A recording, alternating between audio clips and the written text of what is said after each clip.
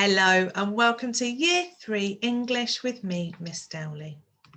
So let's start by writing the date, Monday the 22nd of February, and underlining, and then the learning objective, I can recognise different forms of poetry and underlining. So today we're going to look at expanded noun phrases as part of our sentence level work. We have done this before. So a noun is a thing, place or person. And we use adjectives to describe nouns, which makes our writing much more exciting to read and allows the reader to picture what we are writing about. So our first noun is the sun. So to make it more exciting, we add adjectives. So here I've put the hot sun. Then I've added some more adjectives, the scorching hot sun. And again, the blazing scorching hot sun. So it's not just the sun, it's the blazing, scorching hot sun. You can almost feel that, can't you? Hot, scorching and blazing are all adjectives. Adding these to the noun makes it an expanded noun phrase. So can you now try turning the following nouns into expanded noun phrases? Pause whilst you have a go.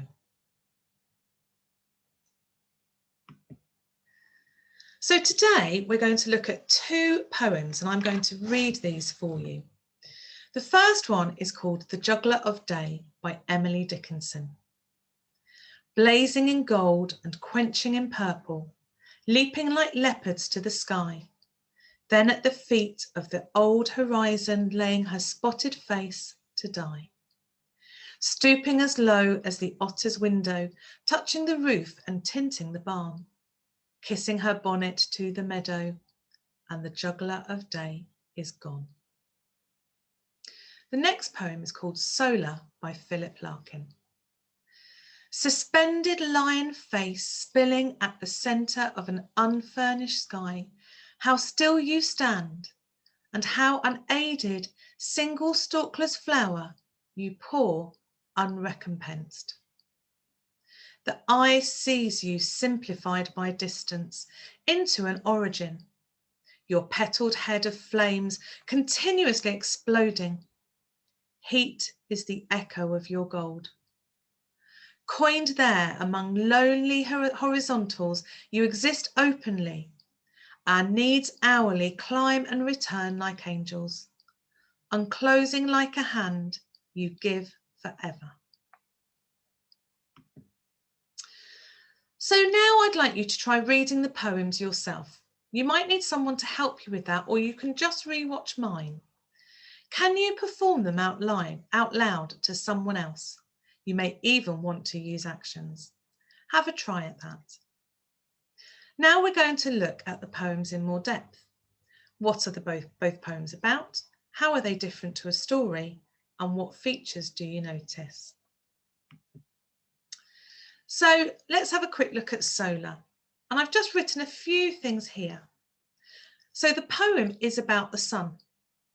And it compares the sun to a lion's face. Here we've got suspended lion face. It compares the sun to a flower without petals or a stalk. So single stalkless flower and your petalled head. It also refers to the journey the sun makes across the sky each hour, from sunrise to sunset. It talks about that here. So The Juggler of Day by Emily Dickinson, again, is another poem about the sun, but this time it's about the sun setting at the end of a day and how the last rays of light move before they disappear. The first verse talks about how the sun looks, blazing in gold, leaping like leopards.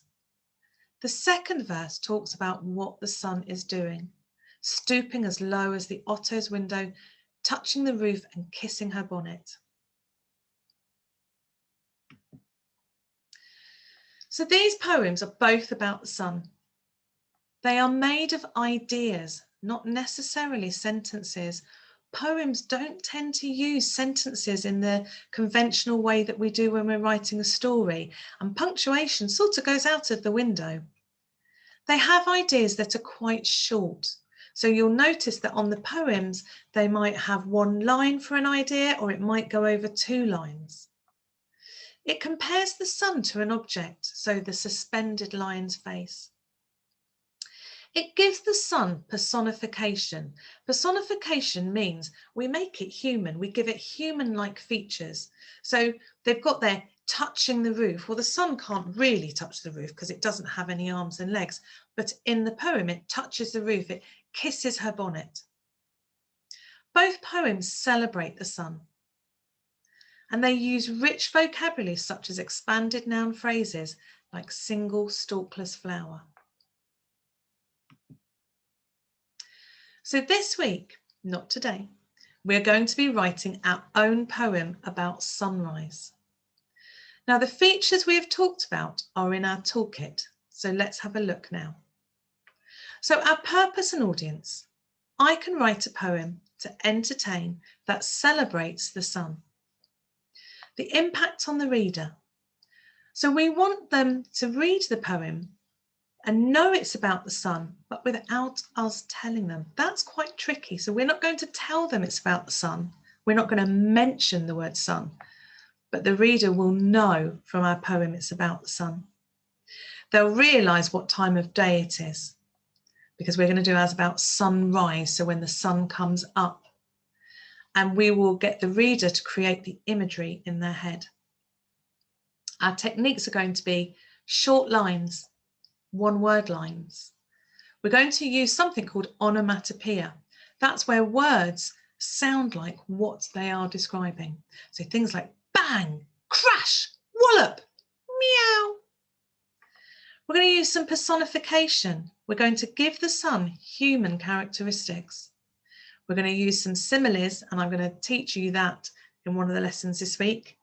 And we're going to use expanded noun phrases. We've been looking at those today. Now, tomorrow, we're going to plan our poem. Thank you.